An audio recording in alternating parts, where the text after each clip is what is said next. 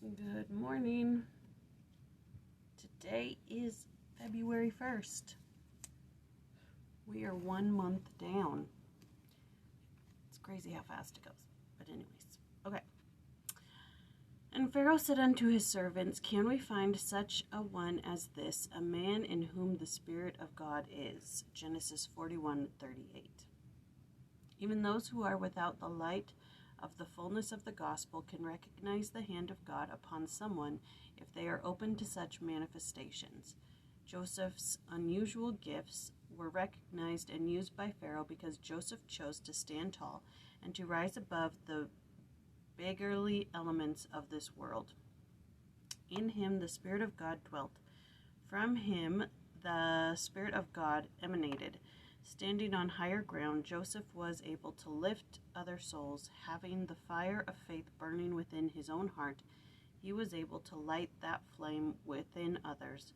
Walking by the light of the Spirit of the Lord, he was able to save himself, his family, and an entire nation.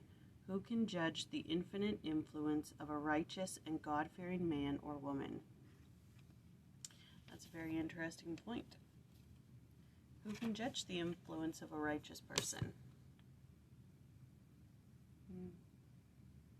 All right. Where are we? We are at Genesis 7. And in this chapter, the ark is built. God commands Noah to put animals in. And here's a point that is never taught when teaching the story of Noah, is that it's not 2 by 2. It's 2 by 2 of unclean animals, but it's 7 of clean animals. Where does it say?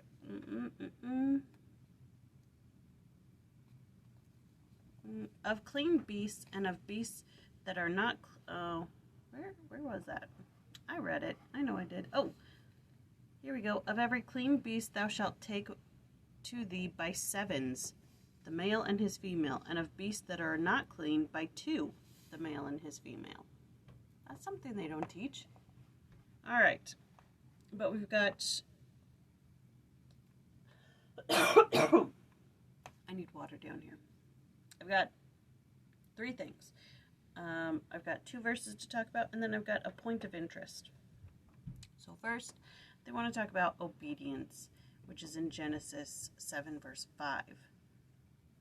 And Noah did according unto all that the Lord had commanded him.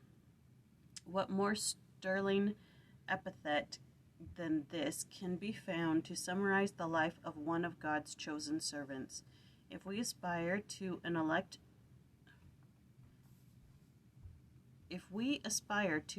elect ultimate judgment about our pattern of life in this mortal sphere, then let it be the quest to earn the worthy reputation that we faithfully did according unto all that the Lord commanded. In the podcast, they talk about pride. The second half of the podcast is about the Tower of Babel. And they talk a lot about pride and how pride is basically competition with the Lord. And it's interesting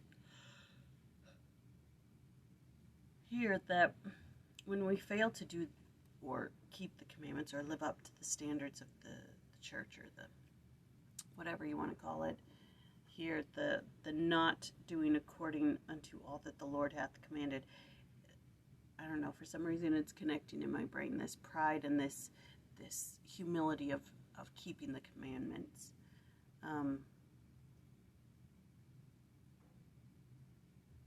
Anyways, moving on.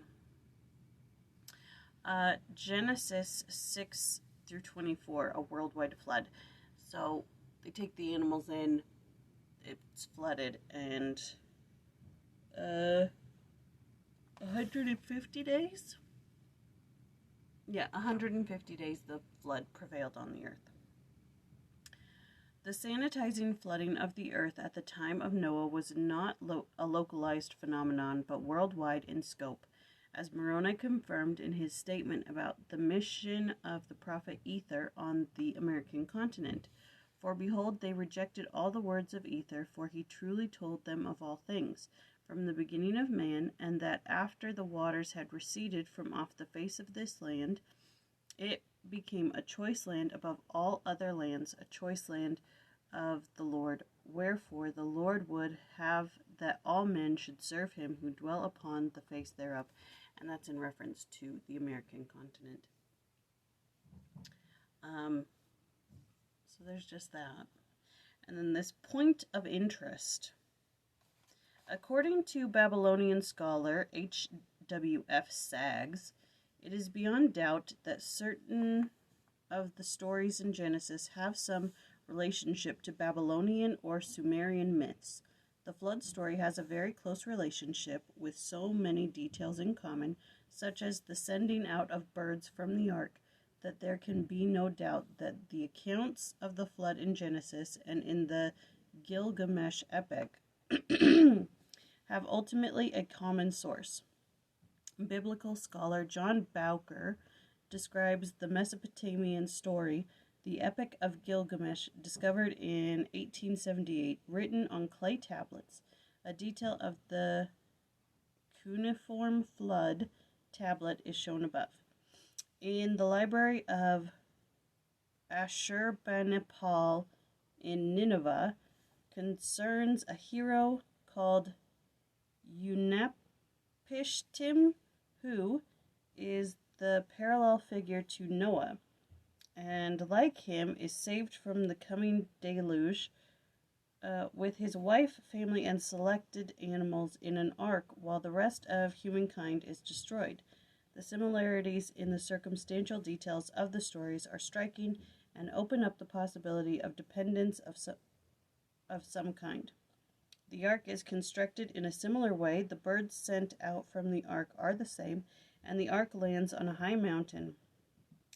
Equally striking, however, are the theological differences. The gods of the Epic of Gilgamesh squabble and fight. They decide to destroy humans because of the noise they are making. That's pretty funny, right there. That gods decide to kill humans because, oh my goodness, you're so noisy. I can relate. Not to the killing, but the boys were so noisy last night. Anyways. Alright. That's Genesis 7. And tomorrow is 8. We will see you then.